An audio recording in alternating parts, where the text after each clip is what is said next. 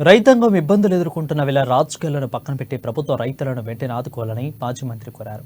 కాంగ్రెస్ ప్రభుత్వం వచ్చాక రాష్ట్ర వ్యాప్తంగా ధాన్యం కొనుగోలు నిలిచిపోయాయని ఆయన ఆరోపించారు. వెంటనే ధాన్యం కొనుగోలు ప్రారంభించాలని డిమాండ్ చేశారు.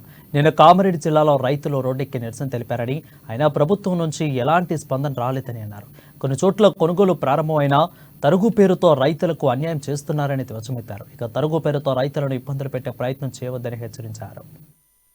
ఆ పార్టీ తరఫున డిమాండ్ చేస్తా ఉన్నాం. ఒకవేళ ప్రభుత్వం స్పందించకపోతే తప్పకుండా రైతాంగం తరఫున ప్రశ్నించడమే కాదు, అవసరమైతే రోడ్డు ఎక్కుతాం, అవసరమైతే ఆందోళనకు కూడా పెద్ద ఎత్తున శ్రీకారం చుడతామని చెప్పి కూడా ప్రభుత్వాన్ని నేను హెచ్చరిస్తూ మరి మా పార్టీ తరఫున రైతాంగానికి కూడా విజ్ఞప్తి చేస్తా ఉన్నాం.